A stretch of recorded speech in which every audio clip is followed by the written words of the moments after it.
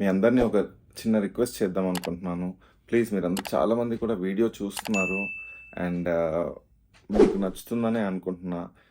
నేను కొంచెం కొత్త కాబట్టి కొంచెం చెప్పడంలో కొంచెం మంచి ఎక్స్ప్రెసివ్గా ఉండకపోవచ్చు. నేను చాలా ఇంప్రూవ్ చేసుకుంటాను ముందు ముందు. కానీ ప్లీజ్ సబ్స్క్రైబ్ చేసుకోండి. మీ ఫ్రెండ్స్కి ఎవరికైనా ఉంటే షేర్ చేయండి అండ్ లైక్ చేయండి. మీ మీ ఒపీనియన్ని కమెంట్ కూడా చేసి చెప్పండి. మీరు కమెంట్స్ చేయడము, లైక్ చేయడం వల్ల ఇది ఎక్కువ మందికి రీచ్ అవుతుంది.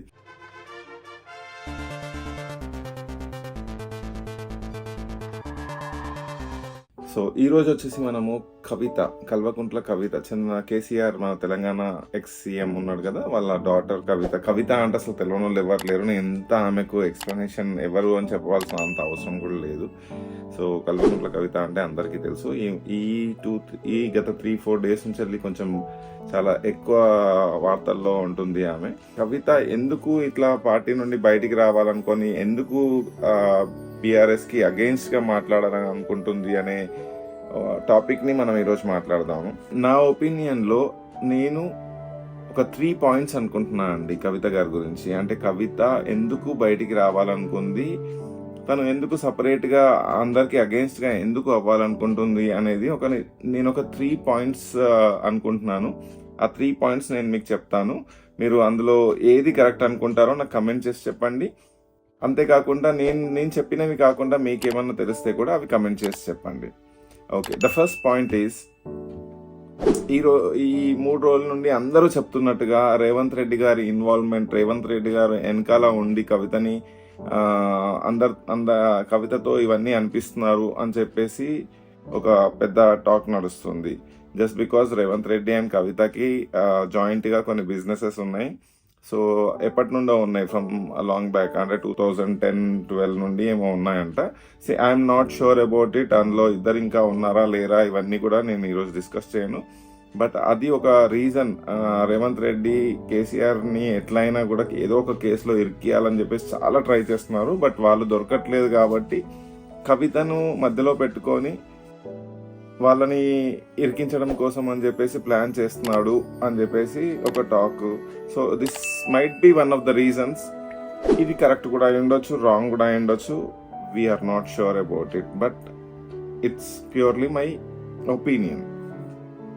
సో ద సెకండ్ ఒపీనియన్ ఏంటి అంటే, తను లిక్కర్ స్కామ్లో జైలుకి వెళ్ళేసి వచ్చిన తర్వాత, జైలుకి వెళ్ళి రావడానికి కూడా కేటీఆర్, హరీష్ రావు వీళ్ళందరూ చాలా పాపం బెయిల్ తెప్పియడం కోసం చాలా కష్టపడ్డారు, చాలా తిరిగారు. వచ్చిన తర్వాత కూడా వాళ్ళ కేసీఆర్ని పోయి కలిసింది. బట్ ఏంటంటే వచ్చిన తర్వాత కవితని కొంచెం పక్కన పెట్టడం జరిగింది అనేది అందరికి తెలిసిన విషయం. ఎందుకంటే కవిత వల్ల పార్టీకి డ్యామేజ్ అయింది అనే విషయం అందరికీ తెలిసిందే. సో ఆమె కొంచెం కొన్ని రోజుల కోసం పక్కకు ఉండు అన్నట్టుగా ఉంచినట్టుగా మనకు అర్థమైంది.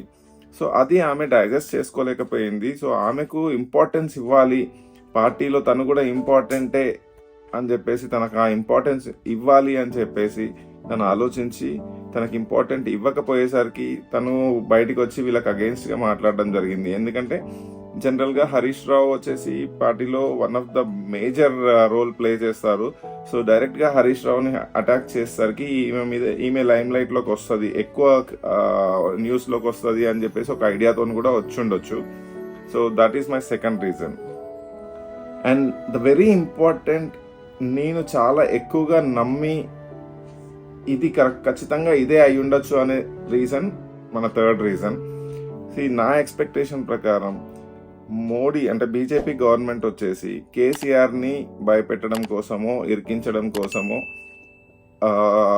చాలా కేసులు, ఈ సిబిఐ ఎంక్వైరీలు, ఈడీలు ఇవన్నీ ఇన్వాల్వ్ చేయాలని చెప్పేసి లిక్కర్ స్కామ్లో వీళ్ళని ఇరికించడం కోసం చాలా ట్రై చేసి లాస్ట్కు వేరే ఎవరు దొరకక కవితని మాత్రము ఇరికిచ్చారు. కాదు, అది ఫ్యాక్ట్ కూడా అయి ఉండొచ్చు. ఆమె నిజంగా కూడా లిక్కర్ స్కామ్లో ఉండి ఉండొచ్చు. అది మనకు తెలియని విషయం.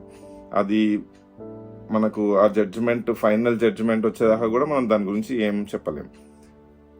సో ఆ స్కామ్లో నుండి కేసీఆర్ కవితను కాపాడడం కోసము ఎట్లాంటి భయపడలేదు. అంటే బీజేపీ గవర్నమెంట్కి కేసీఆర్ భయపడము, లేదంటే కేసీఆర్ పోయి పార్టీని విలీనం చేద్దామనడం ఇవన్నీ బయట వచ్చే టాక్స్ తప్ప అలా జరిగి ఉండదు.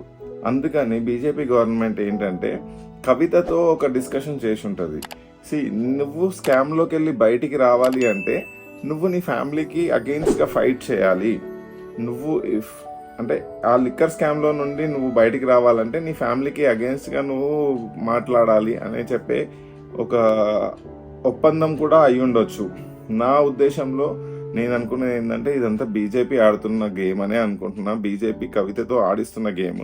బట్ దీనిలో బీజేపీ వాళ్ళు ఏం చేస్తారంటే వాళ్ళు ముందుకు రాకుండా దీన్ని కాంగ్రెస్ మీదకి నెట్టే ప్రయత్నం కూడా చేస్తున్నట్టు నాకు అనిపిస్తుంది.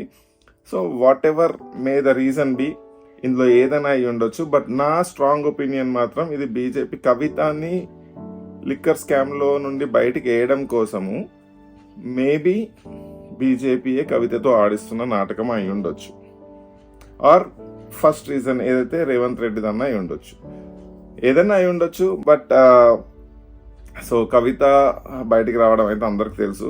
But I'm very very very sad for this అండి. ఎందుకంటే ఒక ఫ్యామిలీ మెంబర్ సొంత డాటరు ఇట్లా చేయడం అనేది కేసీఆర్ని ఎంత హర్ట్ చేసి ఉంటుందో అనేది మనం అందరం అర్థం చేసుకోవాలి. సో కేసీఆర్ ఎంత స్ట్రాంగ్ లీడర్ మనందరికి తెలుసు, ఎంత గొప్ప ఫైటరో మనందరికీ తెలుసు. అంత గొప్ప ఫైటర్ని ఇట్లా సొంత డాటరే ఇట్లా ఇరకాటంలో పెట్టడం అనేది అయితే నాకు తెలిసి కరెక్ట్ కాదు. సో మీరందరు కూడా ఆలోచించండి, ఎవరు రైట్ ఎవరు రాంగ్ అనేది మనమైతే జడ్జ్ చేయలేము. బట్ మీ ఒపీనియన్ని కమెంట్ చేసి చెప్పండి, ఏది కరెక్ట్ అయి ఉంటుందని చెప్పేసి మీ ఒపీనియన్ ప్లీజ్ కమెంట్ చేసి చెప్పండి. Thank you. ఇక్కడ దాకా మీరు వీడియో చూసారంటే మీకు ఎంతో కొంత నచ్చే ఉంటుంది. సో ప్లీజ్ లైక్ చేయండి, మీ ఫ్రెండ్స్కి షేర్ చేయండి, సబ్స్క్రైబ్ చేయడం మర్చిపోకండి. Thank you for watching the video.